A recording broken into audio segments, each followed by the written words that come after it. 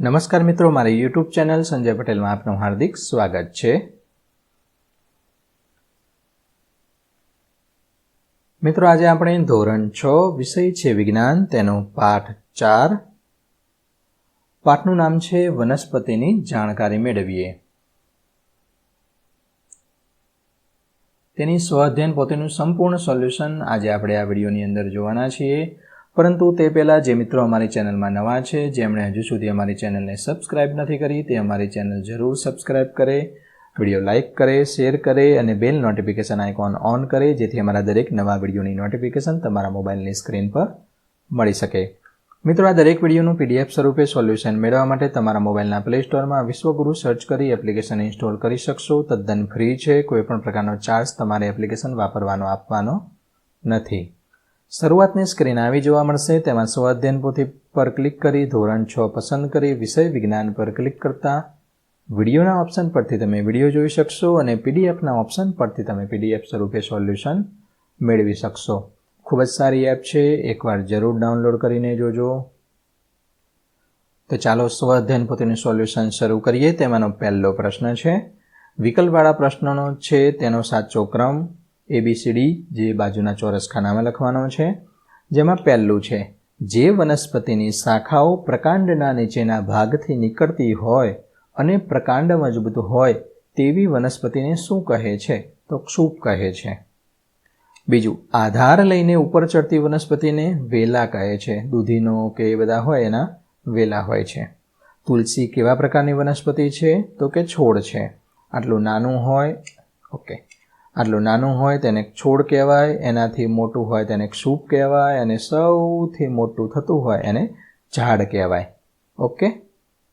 અને બાકી આવા હોય એને આવું બધું હોય એને શું કહેવાય?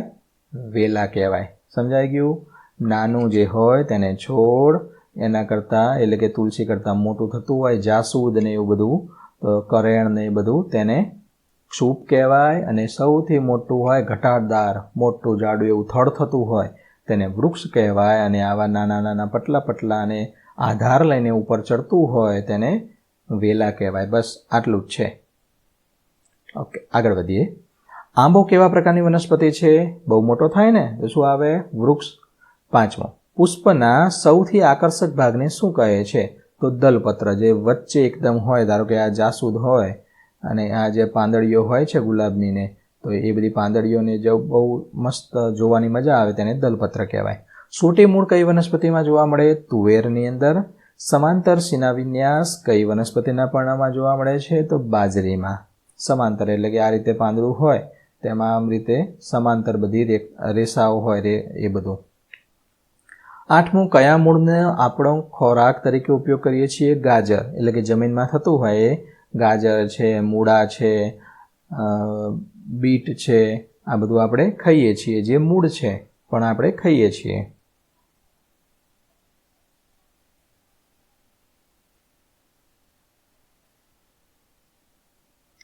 ખાલી જગ્યા પૂરો, તેમાંને પહેલી ખાલી જગ્યા, કુમળા અને લીલા પ્રકાંડ ધરાવતી વનસ્પતિને છોડ કહે છે। પર્ણની ઉપર રહેલી રેખાઓને શીરા કહે છે।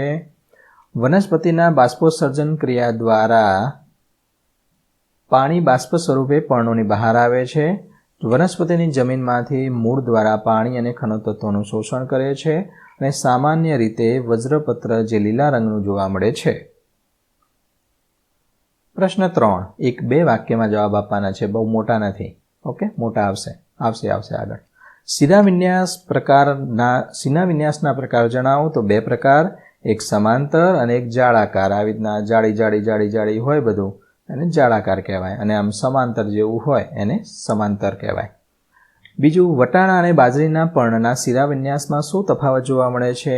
તો વટાણાના પાંદડા એટલે કે પર્ણમાં જાલાકાર શિરાવિન્યાસ હોય છે, જ્યારે બાજરીના પર્ણમાં સમાંતર શિરાવિન્યાસ જોવા મળે છે। વટાણાના પર્ણને ચીરતા આડું ચીરાય છે, કેમ? કારણ કે તેમાં જાળી જેવું હોય છે, અને બાજરીના પર્ણને ચીરતા સીધું ચીરાય છે। મૂળના પ્રકાર જણાવો? તેમાં સોટી મૂળ અને તંતુમય। સોટી મૂળ એટલે આવી રીતના સોટીઓ હોય અને તંતુ એટલે ઝીણા તાંતણા જેવું હોય, સાવણીન જેવું નાનું આવું ઝીણું તેને તંતુ મૂળ કહેવાય। ચોથું, ચણા અને ઘઉંના મૂળ તંત્રમાં શું તફાવત જોવા મળે છે? તો ચણામાં સોટી મૂળ હોય છે, જ્યારે ઘઉંમાં તંતુ મૂળ હોય છે. વનસ્પતિ પ્રકાશ સંશ્લેષણની પ્રક્રિયામાં કયા વાયુનો ઉપયોગ કરે છે અને કયો વાયુ ઉત્સર્જિત કરે છે? ઉત્સર્જિત એટલે બહાર કાઢવું. તો વનસ્પતિ પ્રકાશ સંશ્લેષણની ક્રિયામાં કાર્બન ડાયોક્સાઇડ વાયુનો ઉપયોગ કરે છે અને ઓક્સિજન વાયુ ઉત્સર્જિત કરે છે. સ્ત્રીકેસરના ભાગોના નામ જણાવો. તેમાં 3 ભાગ છે: પરાગાસન, પરાગવાહિની અને બીજાશય. 7મું, અંડક કોને કહે છે? તો બીજાશયમાં નાના નાના મણકા જેવી કોઈ રચના દેખાય તેને અંડક કહેવાય. મિત્રો, આ વિડીયો તમને કેવો લાગ્યો કોમેન્ટમાં જરૂર જણાવજો. વિડીયો લાઇક કરો, તમારા અન્ય મિત્રોને શેર કરો અને PDF સ્વરૂપે મેળવવા વિશ્વગુરુ એપ્લિકેશન ઇન્સ્ટોલ કરો. 8મો પ્રશ્ન છે, ભ્રૂપ્રસારી વનસ્પતિના નામ જણાવો. જેમાં કાકડી, તરબૂચ, કોળું વગેરે ભૂપ્રસારી છે, એટલે કે જમીન ઉપર પથરાયેલી રહે છે. કાકડી હોય તો વેલો હોય તે પણ જમીન ઉપર જ પથરાયેલો હોય. તરબૂચ, ભગવાને કેવી રચના કરી? જો તરબૂચ કેવડું મોટું થાય, આવડું મોટું તરબૂચ થાય ને, તો એનો વેલો આમ જતો હોય ને જમીન ઉપર તરબૂચ પડ્યું રહે અને તરબૂચ થાય. જો એનું ઝાડ થતું હોય તો ઝાડ નીચે કોઈ ઊભું હોય ને માથામાં પડે તો શું થાય ખબર છે ને? એવું. તો એવું છે, એવું વજનવાળું હોય, ભગવાને એને વેલા જમીન ઉપર રહે એ રીતના રાખેલા છે. તો તેના માટે તરબૂચ. તો જમીન ઉપર થતા હોય, ભૂ એટલે જમીન, જમીન પ્રસારી એટલે જમીન ઉપર પ્રસરતા હોય તે. 9મું, ક્ષુપ પર થતા ફળોના નામ. ક્ષુપ એટલે નાનો છોડ નહીં, નાના છોડ કરતાં મોટું, તેને ક્ષુપ કહેવાય. તો લીંબુ, મોસંબી, જામફળ, નારંગી, દાડમ વગેરે ક્ષુપ છે. 10મું, વેલા પર થતી શાકભાજી. તુરિયા, ગલકા, કારેલા, ટિંડોળા, કાકડી, દૂધી, કંટોલા. 11મું, તંતુમૂળ ધરાવતી 2 વનસ્પતિ. ઘઉં અને મકાઈ. 12મો પ્રશ્ન, ખોરાકનો સંગ્રહ કરતા મૂળ. તો જમીનમાં થાય તે ગાજર અને મૂળો. પ્રશ્ન 4, તફાવત આપો. જાલાકાર શિલાવિન્યાસ અને સમાંતર. જાલાકાર એટલે કરોડિયાના જાળા જેવું હોય, જે અંદર રેખાઓ પાંદડાની અંદર, તે જાલાકાર. સમાંતર એટલે સીધી રેખાઓ હોય. સમાંતરને પાંદડું તોડો તો સીધું તૂટે અને જાલાકારમાં બધું આડું તૂટે. ઓકે, ટૂંકમાં સમજી ગયા? ચલો ડિટેલમાં જોઈએ. તો તેમાં એટલે કે જાળાકારમાં પર્ણની શિરાઓ જાળી આકારની અથવા જાલાકાર ગોઠવાયેલી હોય છે, જ્યારે સમાંતર શિરા વિન્યાસના પાંદડામાં સમાંતર ગોઠવાયેલી હોય છે. જાલાકારની વાત કરીએ તો પર્ણને ચીરતા તે આડું ચીરાય છે, જ્યારે સમાંતરની અંદર તે સીધું ચીરાય છે. જાલાકારની વાત કરીએ તો સામાન્ય રીતે દ્વિદળી વનસ્પતિને જાલાકાર શિરાવિન્યાસ હોય છે. દ્વિદળી એટલે કે ચણા. ચણાનો છે આ આખો ચણો હોય, એનો વચ્ચેથી 2 ફાળ થાય. સિંગ છે તો તે પણ વચ્ચેથી 2 ફાળ થાય. તો આ બધા જેવા હોય તેમાં દ્વિદળ એટલે કે 2 દળ બનતા હોય, 2 ફાડા પડતા હોય, તેને જાલાકાર શિરાવિન્યાસ હોય. હવે સામાન્ય રીતે એક દળી વનસ્પતિને સમાંતર શિરાવિન્યાસ હોય છે. ધારો કે બાજરી છે, એ બધામાં બાજરીના 2 ભાગ થાય નહીં, તો તે સમાંતર શિરાવિન્યાસમાં આવશે.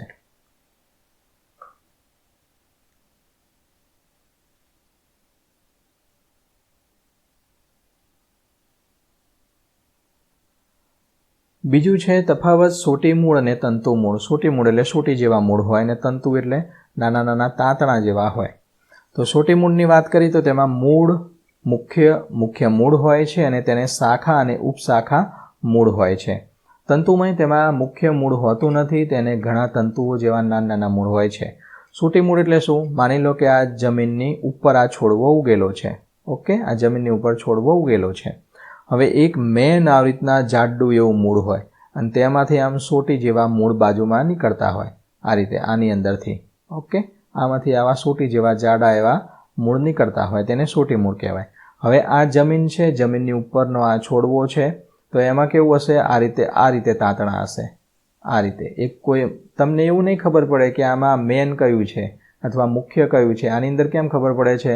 તો કે આ મુખ્ય છે, આ જાડું છે અને આની અંદર આ રીતે તાંતણા થાય, એને તંતુ મૂળ કહેવાય. ઓકે, આ સોટી મૂળ કહેવાય, આ તંતુ મૂળ. તો જે જમીનમાં ખૂબ ઊંડે સુધી ઉતરે છે, આ જમીનમાં ખૂબ આ ઊંડે સુધી જાય, આમ દૂર દૂર સુધી જાય. અને જ્યારે તંતુ મૂળ છે જમીનમાં ઊંડા જતા નથી, બસ આ રીતે હોય, ઉપર આ રીતે. સોટી મૂળમાં મૂળ ધરાવતી વનસ્પતિને જમીનમાંથી સહેલાઈથી ઉખેડી શકાતી નથી. અહીંથી પકડીને ખેંચો તો આ બહુ મજબૂતાઈ હોય, બહુ ઊંડા હોય, માટે સહેલાઈથી ખેંચી ના શકાય. તંતુમાં તો ફટ કરતું આપણે ઘાસ ઉગેલું હોય કેવું ખેંચી લઈએ, તો ઘાસનું જે બાર વધારાનું જે નીંદણ આપણે દૂર કરીએ છીએ તેની અંદર આવા તંતુ મૂળ હોય તરત ખેંચાઈ જાય. ચાલો પ્રશ્ન 5, મોટા પ્રશ્નો આવ્યા ને. ઓકે, પહેલું, પ્રકાંડને દ્વિમાર્ગી રસ્તો શા માટે કહે છે? તો પ્રકાંડ મૂળે ચૂસેલા પાણી અને ખનિજ ક્ષારોના દ્રાવણને પર્ણ અને અન્ય ભાગોમાં ઉપર તરફ પહોંચાડે છે. વળી પ્રકાશ સંશ્લેષણની ક્રિયા વડે તે સ્ટાર્ચ રૂપે ખોરાક બનાવે છે. તેને પ્રકાંડ નીચે તરફ પણ પહોંચાડે છે. આમ પ્રકાંડમાંથી ઉપર તરફ અને નીચેની તરફ પદાર્થોનું વહન થાય તે પ્રકાંડ તે દ્વિમાર્ગી રસ્તા તરીકે વર્તે છે. માની લો કે આ ઝાડનું થડ છે અને આવી નાની નાની ડાળીઓ આપેલી છે, અહીંયા પાંદડા છે, આ રીતે. ઓકે, તો હવે શું થશે? જમીનમાંથી આ પ્રકાંડ છે, પાણી છે, એ બધું ચૂસી અને આ બધું પર્ણને પહોંચાડશે. એની બીજી બાજુ સૂર્યપ્રકાશ પાંદડા ઉપર પડે છે, પ્રકાશ સંશ્લેષણની ક્રિયા થાય છે, એમાંથી જે સ્ટાર્ચ રૂપે ખોરાક બનાવે છે તે ખોરાક આ ડાળીઓ થઈને પાછો ઊંધો રિટર્ન આવે છે અને આખા પ્રકાંડને મળે છે વન વે. પાણીને એ બધું છે એને ઉપર આ રીતે લઈ જશે અને ખોરાકને એ બધું બનાવી સ્ટાર્ચનું રૂપાંતર કરી અને પાછો નીચે લાવશે. એટલે કે દ્વિમાર્ગી, આમ પણ જાય આમ પણ આવે. ઓકે, સમજાઈ ગયું. નેક્સ્ટ, બીજું, વનસ્પતિ પોતાનો ખોરાક કેવી રીતે બનાવે છે? તો વનસ્પતિ તેના પર્ણમાં રહેલા હરિતદ્રવ્યની મદદથી સૂર્યપ્રકાશની હાજરીમાં હવામાંના કાર્બન ડાયોક્સાઇડ અને મૂળે શોષેલા પાણીનો બંનેનો ઉપયોગ કરી પોતાનો ખોરાક જાતે બનાવે છે. પ્રશ્ન 6, આકૃતિમાં નામ નિર્દેશ કરવાના છે. પુષ્પ એટલે કે ફૂલ, ફૂલના ભાગો. તો આ છે આવું નાનું નાનું આ હોય છે એને પુંકેસર કહેવાય. આ વજ્રપત્ર કહેવાય, આ વધારાનું છે. આ દલપત્ર અને આ સ્ત્રીકેસર, આ સ્ત્રીકેસર કહેવાય. હવે આખા ફૂલની અંદર આપણને અગાઉ એક ઓપ્શનવાળું હતું, એમાં સૌથી વધુ આપણને શું ગમે? તો આ દલપત્ર. આના ઉપરથી આપણે આકર્ષિત થઈએ. ગુલાબની પાંદડીઓ જોઈએ, આપણે આને પાંદડી કહીશું આપણે. તો આ દલપત્ર ઉપરથી આપણને ફૂલ ગમે ના ગમે એવું બધું આના ઉપરથી નક્કી થાય છે. પ્રશ્ન 7, નીચે આપેલ પ્રવૃત્તિ કરી અવલોકન કરો. અવલોકન કરવાનું છે. કઠોળ, તેમાં મગ છે તેને 4 થી 6 કલાક થાય, ચણાને 8 થી 12 કલાક થાય, વટાણાને 8 થી 12 કલાક અને વાલને 6 થી 8 કલાક થશે. ભીના કપડામાં બાંધી રાખો તો તેને અંકુરિત એટલે કે મગ છે ફણગાવેલા આપણે ખાઈએ છીએ ને, એમાં પેલું ફૂટે છે તે ફણગા ફૂટે તે આટલા કલાકની અંદર તેને ફણગા ફૂટે. ઓકે, નેક્સ્ટ, ફકરો વાંચીને પ્રશ્નોના જવાબ આપવાના છે. ફકરો તમારે વાંચી લેવાનો છે. પ્રશ્નો, લીમડો કેવા પ્રકારની વનસ્પતિ? મોટો, ઘટાદાર, મોટો છે વૃક્ષ. લીંબુડી કેવા પ્રકારની? નાની થાય, તેને ક્ષુપ. બારમાસી કેવો થાય? એનો છોડ થાય, નાનો થાય તો છોડ.